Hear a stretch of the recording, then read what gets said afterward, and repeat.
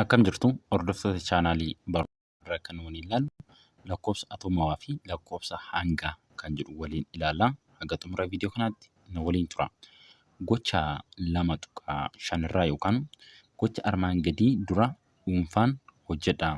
Yaada keessan walitti fiduun gareen irratti mari'adhaa. Kana booda yaada irratti walii galtan barattoota dareef gabaasuun irratti mari'adhaa jedha. Gaaffii tokkoffaan iddoo bu'eewwan keemikaalaa elementoota jechuun maal jechuudha? Iddoo bu'eewwan keemikaalaa elementootaa jechuun maal jechuudha? Iddoo bu'eewwan keemikaalaa elementootaa kudhan barreessaa. Egaa iddoo bu'ee gaafa jennu kan keemikaala sun bakka bu'u qubeedhaan kan bakka bu'u. Fakkeenyaaf yoo fudhattan H2O. H2O'n kun maali? Bishaan bakka bu'a. Kun iddoo bu'ee isaati jechuudha. Iddoo bu'ee bishaaniiti. Haayidroojiniin isaa meeqadha? 2. Oksijiiniin 1dha. Kun iddoo bu'ee bishaaniiti jechuudha. Kan akkasii hedduu isaa barreessuu dandeessu. Soodiyem kilooraayidii fudhachuu dandeessu kanneen biroo jechuudha. Soodiyemii fi kiloorinii jechuudha. Ashaboo jechuudha kuni. Soodiyemii fi kiloorinii. Soodiyem kilooraayidii jechuudha. Hedduu isaa tarreessuu dandeessu jechuudha. Lammaffaan immoo atoomiin magneeziyemii pirootoonota 12 niikulasii keessaa qaba. Magneeziyemiin jechuudha niikulasii keessaa lakkoofsa pirootoonii meeqa qaba? 12 qaba.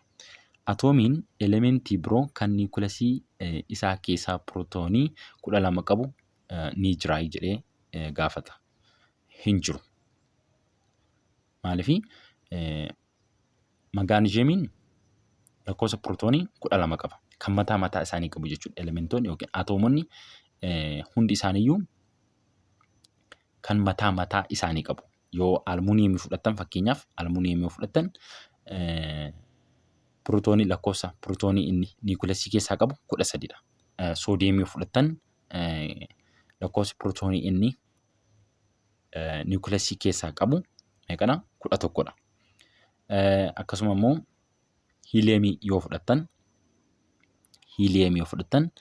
lakkoofsa inni niikulasii keessaa qabu lakkoofsa pirootoonii inni niikulasii keessaa qabu 2dha. Kanaafuu kan mataa isaanii qabu jechuudha hundi isaanii.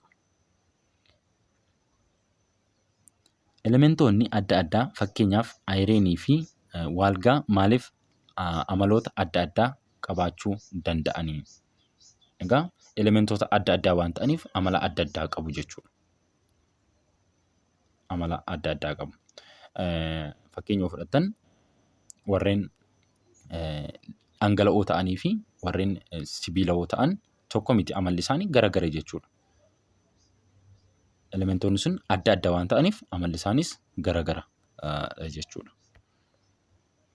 Lakkoofsa atomawaa jechuun maal akka ta'e waliin ilaalla. Lakkoofsi pirootoonii niikulasii atoomii keessatti argamu lakkoofsa atomawaa jedhama. Egaa lakkoofsi pirootoonii niikulasii atoomii keessatti argamu maal jedhama? Lakkoofsa atomawaa jedhama. Asirratti gocha 2.5 irratti kan nu gaafate jechuudha. Lakkoofsa atomii kan magneeziyemii jechuudha. Kan magneeziyemii lakkoofsa atomii isaa maanni 12dha jechuudha. Maaliif? Pirootooniin isaa 12 taanaan lakkoofsi atomii isaa maalla? Lakkoofsa atomiin isaa lakkoofsa atomaan isaa 12 ta'a jechuudha. Kan 11 ta'e maanni? Lakkoofsi atomawaan isaa 11, lakkoofsi pirootoonii isaa 11dha jechuudha. Kan 13 ta'e 13 ta'a jechuudha. Lakkoofsi pirootooniin isaa 11 yoo ta'e lakkoofsi atomawaan isaas 11dha jechuudha. Kanaafuu maal jedha? Lakkoofsa atomawaa jechuun lakkoofsi pirootoonii niikulasii atoomii keessa argamu lakkoofsa atomawaa jedhama. Kanaafuu lakkoofsi pirootoonii fi lakkoofsi atomawaa walqixadha jechuudha. Fakkeenyaaf haayidroojinii fudhattan lakkoofsi pirootoonii isaa meeqadha? Tokko. Lakkoofsi atoomawaa isaas tokko ta'a jechuudha. Kan soodiyeemii yoo fudhattan lakkoofsi pirootoonii isaa meeqa? Lakkoofsi pirootoonii isaa kan niikuleesii keessatti argamu jechuudha. Lakkoofsi pirootoonii isaa 11 akkasuma lakkoofsi atoomawaan isaa meeqa jechuudha? 12 ta'a jechuudha. Lakkoofsi atoomawaa maalummaa atoomii tokkoo beekuuf nama gargaara. Iddoo bu'een lakkoofsa atoomawaa zaadhaa jedha.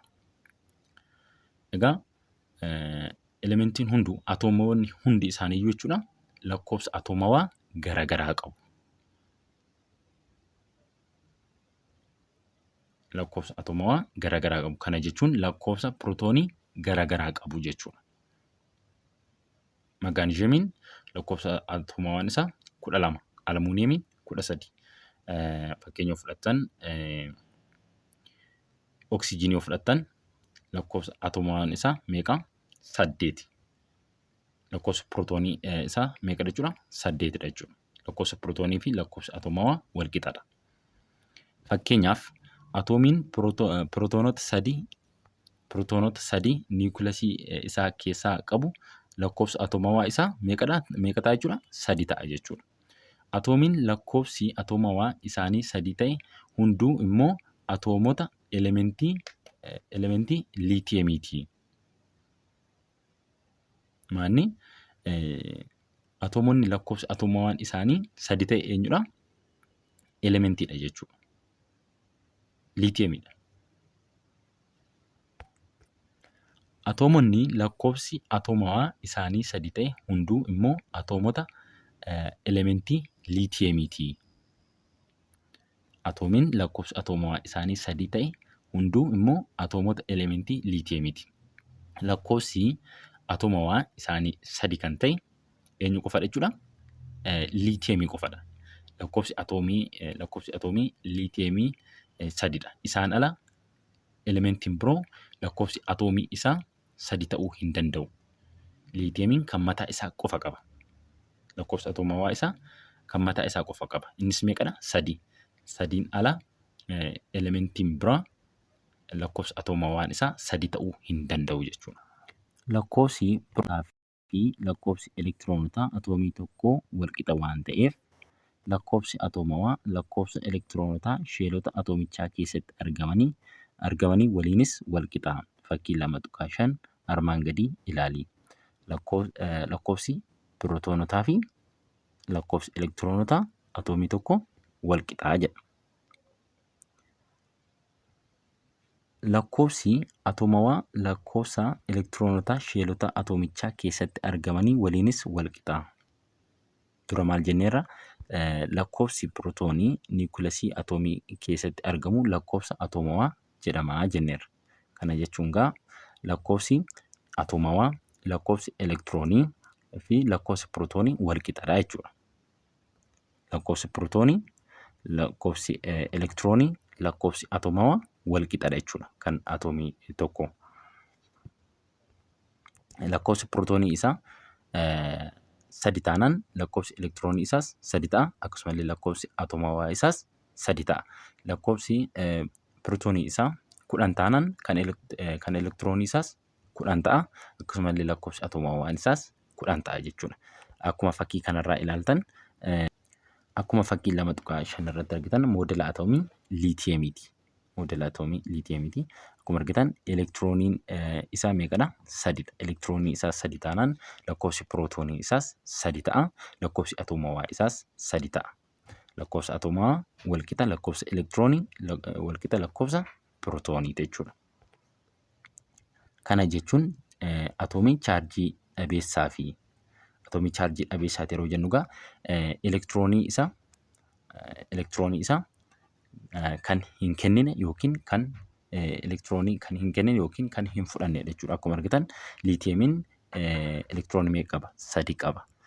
3 kanuma mataa isaa qabateetti jira malee kan elementii biroorraa kan fudhate miti jechuudha. Kanaan maal jennaani? Chaarjii dhabeessa jennaan jechuudha. Atoomii chaarjii dhabeessa. Maaliif kan mataa isaa qabateeti jira. Yookiin elektiroonii kana ofirraa hin baafne yookiin elektiroonii hin fudhanne. Elektiroonii yookiin hin fudhanne yookiin hin kennine jechuudha. Kanaaf maal jennaani? Atoomii chaarjii dhabeessa jennaan jechuudha. Chaarjii dhabeessa atoomiin chaarjii dhabeessi immoo lakkoofsi pirootooniis, lakkoofsi elektirooniis, lakkoofsi atomawaa isaas wal qixadha jechuudha. Akkuma argitan lakkoofsa atomawaa wal qixa lakkoofsa elektiroonii wal qixa lakkoofsa pirootoonii ta'a jechuudha. Lakkoofsa zaangummaanii lakkoofsa atomawaati. Een kun immoo mataa ishee irraa negatiiva qabdi.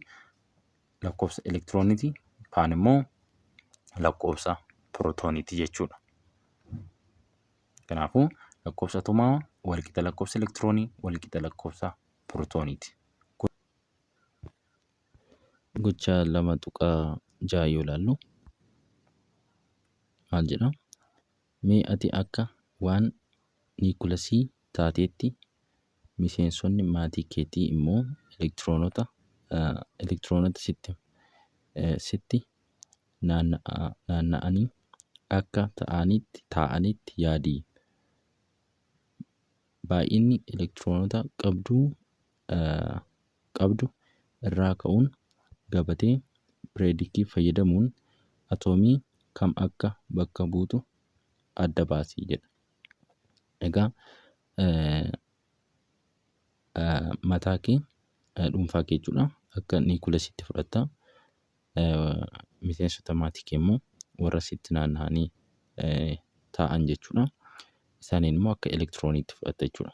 Kanaafuu yoo warra sitti marsanii jiran miseensi maatii kee jechuudha yoo 5 ta'an elementiin elektiroonii 5 qabu eenyudha kan jedhu isa bakka of buuftaa jechuudha. Yoo miseensi maatii keessanii 6 ta'e elementii elektiroonii 6 qabu yookiin lakkoofsi atomawaa isaa 6 qabu isaan bakka of buuftaa jechuudha. Fakkeenyaaf kan miseensa maatii 8 qabu jechuudha. Kan 8 qabu yoo ta'e elektirooniin itti naanna'eeti jiru 8dha jechuudha. Eenyudha inni? Oksijiinii ta'a jechuudha. Oksijiinii.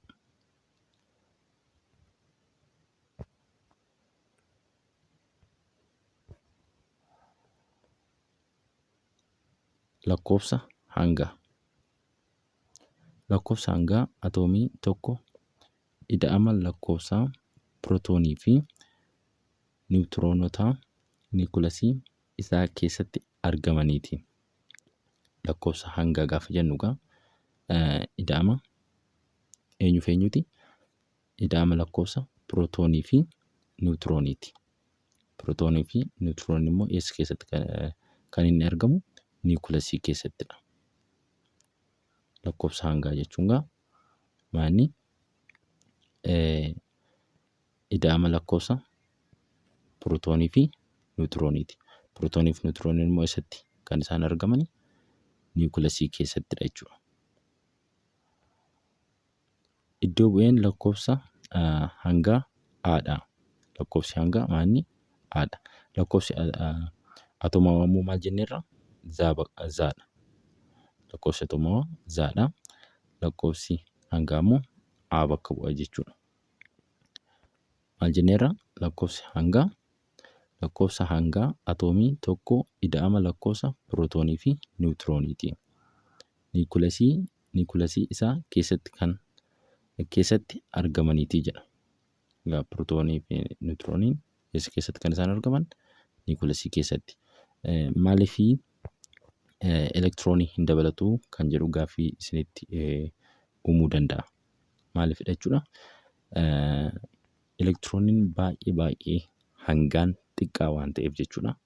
Baay'ee hangaan xiqqaa waan ta'eef kanaafidha kan elektiroonii dabalachuu dide jechuudha lakkoofsi hangaa. Maal jennerra dura? Niikulasiin jechuudha yookiin elektiroonii tokko irra 1000 100ffaa xiqqaata jenneerra. Tokkorra 100ffaa xiqqaata yeroo niikulasii fi elektiroonii wal bira qabdan jechuudha. Kanaaf kan nuti lakkoofsi hangaa ida'ama lakkoofsa pirootoonii fi niwutirooniiti kan jenne jechuudha. Lakkoofsi hangaa elektiroonii baay'ee xiqqoo kan taatedha jechuudha.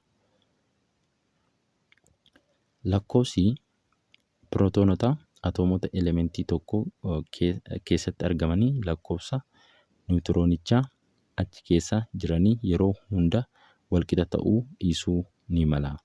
Maal jedhaa? Lakkoofsi pirootoonota atoomota elementii tokko keessatti argamanii lakkoofsota niwutiroonii achi keessa jiran yeroo hunda walqixa ta'uu dhiisuu ni mala jedha. Atoomiin tokko odeeffannoo guutuun yeroo kaa'aman akka armaan gadiitti ibsamaa jedha. Atoomiin tokko odeeffannoo guutuun yeroo kaa'amu akka armaan gadiitti ibsama. Mee waliin haa ilaallu. Fakkeenya atoomiin hiiliyeemii yoo fudhanne akka armaan gadiitti agarsiifamuu danda'a. Hiiliyeemiin jechuudha lakkoofsi atoomawaa hiiliyeemii 2dha. Lakkoofsi atoomawaa isaa jechuudha. Lakkoofsi atoomawaa isaa 2 taanaan lakkoofsi pirootoonii isaa 2 ta'a. Akkasumallee lakkoofsi elektiroonii isaas 2dha jechuudha. Lakkoofsi hangaa lakkoofsa pirootoonii fi lakkoofsa niwutiroonii faana. Lakkoofsa hangaa argachuudhaaf lakkoofsa pirootoonii ida'u lakkoofsa niwutirooniiti. Lakkoofsa hangaa argachuudhaaf pirootoonii ida'u maaliiti? Niwutirooniiti. Lakkoofsa hangaa argachuuf. Maaliif asirratti maal jenneerra? Lakkoofsa hangaa atoomii tokko ida'ama lakkoofsa pirootoonii fi niwutiroonota niikulasii isaa keessatti argamaniiti jenneerra. Akkuma argitan hiiliyeemii jechuudha. Isheen kun bakka bu'ee hiiliyeemiiti jechuudha. Isheen kun lakkoofsi hangaa isaa 4 kun akkuma argitan lakkoofsa hangaa jechuudha. Lakkoofsa hangaa kun immoo lakkoofsa atoomawaadha jechuudha. Lakkoofsa atoomawaati isheen kun lakkoofsa hangaa isaati. Kun immoo elektirooniidha akkuma asirraa argitan. Iddoo bu'eedhaan yeroo ibsitan bifa kanaatiin ibsitu jechuudha. Iddoo bu'eedhaan yeroo ibsitan bifa kanaatiin ibsitu. Yeroo caasaa isaa immoo kaastan kana fakkaata. Bifti isaa kana akkasiin kaastu jechuudha. Akkuma argitan isheen kun niikulasiidha. Pirootoonii fi niwutiroonii kan isheen of keessaa qabdu jechuudha niikulasiin. Elektirooniin immoo niikulasii marseeti kan inni jiru jechuudha. Akkuma argitan elektirooniin isaa asii fi asitti kan inni argamu.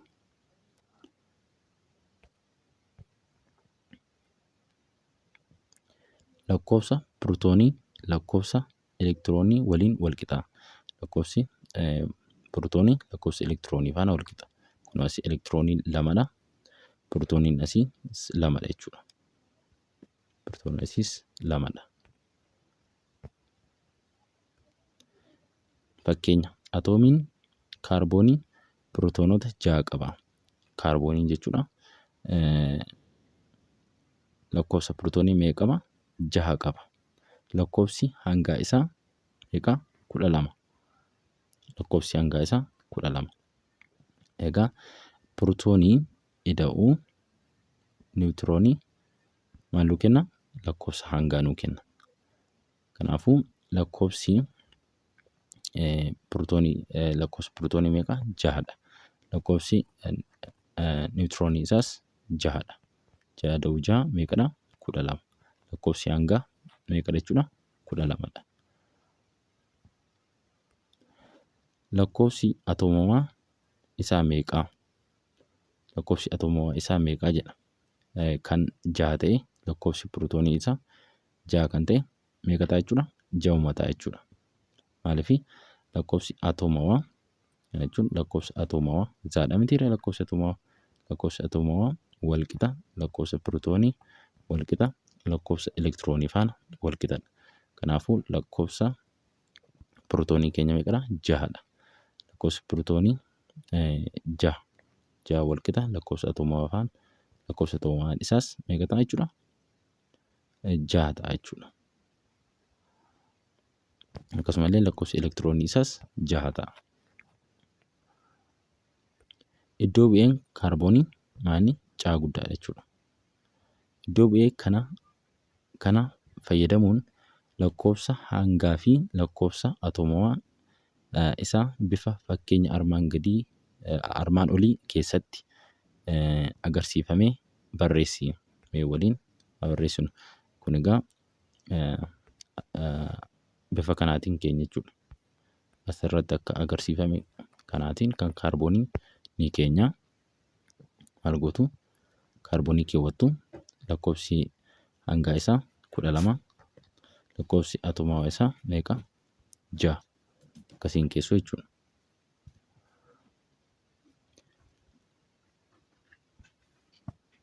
Sana booda immoo erga akkasiin keessanii lakkoofsa 1 2 3 4 5 6 erga akkasiin keessanii lakkoofsa pirootoonii isaas asuma keessa jechuudha. 1 2 3 4 5 6 warreen pirootoonii isaa ida'uu mataa ishee irratti mallattoo isaa keessu jechuudha. Guddiseen isiniif kaasa. Maal gootu akkasiin kaaftu namoo akkasiin kaaftu maal gootu 1 2 3 4 5 6 maal gootu kana ida'uu jettu pirootoonii jechuudha. Niwutiroonii immoo jettanii kaastu jechuudha. 2 3 4 5 6 elektiroonii immoo 1 2 3 4 5 6 akkasiin kaastu jechuudha. Inni kun maanni niikuleesiidha. Pirootoonii fi niwutiroonii qaba. Inni alaa kun immoo sheeliin jechuudha. Elektiroonii of keessaa qaba jechuudha. Kun akkuma asirratti argitan deebii isaa lakkoofsa atoomawaa fi lakkoofsa pirootoonii wal qixa 6dha. Akka xaa zaadha mitiiree inni kun maanni lakkoofsa atoomawaa lakkoofsa hangaati aan jechuudha. Aan lakkoofsa hangaati zaan immoo lakkoofsa atoomawaati jechuudha. Yeroo barreeffamu akkamiin barreeffama? 12 kaarboonii jettanii asitti 12 barreessitu. 12 kun lakkoofsa hangaati. 6 immoo lakkoofsa atoomawaa. Bifa kanaatiin barreeffama jechuudha. Taasisuudhaan gocha 2.7 laalla. Gabatee pireedikii irraa iddoo bu'ee fi lakkoofsa atoomawaa elementoota armaan gadii barreessi. Kan oksijiinii yoo barreessinu kan oksijiinii jechuudha. Maal ta'a? 8dha kan oksijiinii jechuudha. Lakkoofsi atoomawaa isaa 8 barreessitu. Kan kiloorinii immoo meeqadha? Kiloorinii 17dha. Gabatee pireedikii irraa ilaaluu dandeessu jechuudha. Gabatee pireedikii teebilee irra ilaaluu dandeessu. Kan almuuniyeemii immoo meeqadha? Kan almuuniyeemii immoo 13dha. Kan koopparii immoo 29 ta'a. Egaa isin pireedikii irraati kan isin ilaaltan jechuudha. Isa fayyadamtanii ilaaluu dandeessu. Lammaffaan kilooriniin atoomota akaakuu 2 kiloorinii pirootoonii 17 niwutiroonii 18 fi elektiroonii 17 qabuu fi kiloorinii pirootoonii 17 niwutiroonii 20 fi elektiroonii 17 qabudha. Atoomota kiloorinii kana lamaan iddoo bu'ee kiloorinii fayyadamuun akkatti barreessi jedha. Iddoo bu'een isaa tokkuma jechuudha. Lakkoofsi niwutiroonii isaa gargar haa ta'uyyuu malee jechuudha. Baay'inaan suuddoowwan cita atoomii isaanii ilaalchisee garaagarummaan atoomota akaakuu lamaan gidduu jiru maali? Garaagarummaan isaan gidduu jiru maali? Lakkoofsi pirootooniin isaa isa kana 17 kan kanaas 17 lakkoofsi niwutiroonii kan isa kanaa meeqadha? 18 kan kanaa immoo niwutirooniin isaa 20 elektirooniin isaa 17 kan kanaas 17 garaagarummaan isaan qaban maali? Niwutiroonii irrattidha jechuudha. Niwutiroonii irratti garagara kan ta'an. Gilgaala 2.3 yoo ilaallu elementoota armaan gadii akka kanaatti barreessii jedha. Asirratti egaa bifa kanaatiin barreessitu. Aani maanni? Aani lakkoofsa hangaati. Zaan immoo lakkoofsa atomawaati. Zaan lakkoofsa atomawaati. Xaan immoo atoomii sanadha jechuudha yookiin elementii sana jechuudha. Atoomii sanadha. Kanaafuu liitiyeemiidha kun. Liitiyeemiidha. Liitiyeemii ni barreeffannaa. Bakka xaa galchinaa jechuudha. Bakka xaa kana liitiyeemii yoo barreessinu liitiyeemii sana booda pirootoonii isaa meeqadha? 3 pirootoonii immoo eenyu faana wal qixaadha? Lakkoofsa atomawaa faana wal qixa. Kanaafuu bakka zaa galchitu jechuudha. 3 as barreessitu. Lakkoofsi hangaa immoo 7dha. 7 immoo kun asii barreessitu jechuudha. Kanaafuu bifa kanaatiin barreessineeti jirra jechuudha. Kan isa kanaa immoo kan baarri jiru immoo argotu ni barreessitu. Taasisuudhaan lakkoofsa pirootoonii lakkoofsa atomawaa faana wal qixa. Kanaafuu lakkoofsa atomawaa asitti barreessitu. Lakkoofsa hangaa immoo asii barreessitu jechuudha. 40 gara olitti barreessitu. Bifa kanaatiin yeroo barreessitan jechuudha. Bifa isa kanaatiin. Caarra kan jirus yeroo hojjettan bifuma ammaatiin hojjettu jechuudha. Maal ta'a? 5 asitti barreessitu. 11 immoo asitti barreessitu. Lakkoofsa hangaati jechuudha. 11 kun immoo lakkoofsa atomawaati 5. Bifa kanaatiin barreessitu jechuudha. Daarra kan jiru immoo maal gootu? Naayitiroojiinii jechuudha. 7 asii barreessitu. 14 immoo asii barreessitu. Akkasiin barreessitu jechuudha. Ifadha jedhee yaada. Kan ifa isin hin taane komentii jalatti naa barreessuu hin dagatinaa. 2.25 lakkoofsa elektiroonotaa, pirootonotaa fi niwutiroonotaa murteessuu kan jedhu walitti deebina. Nagaan tura.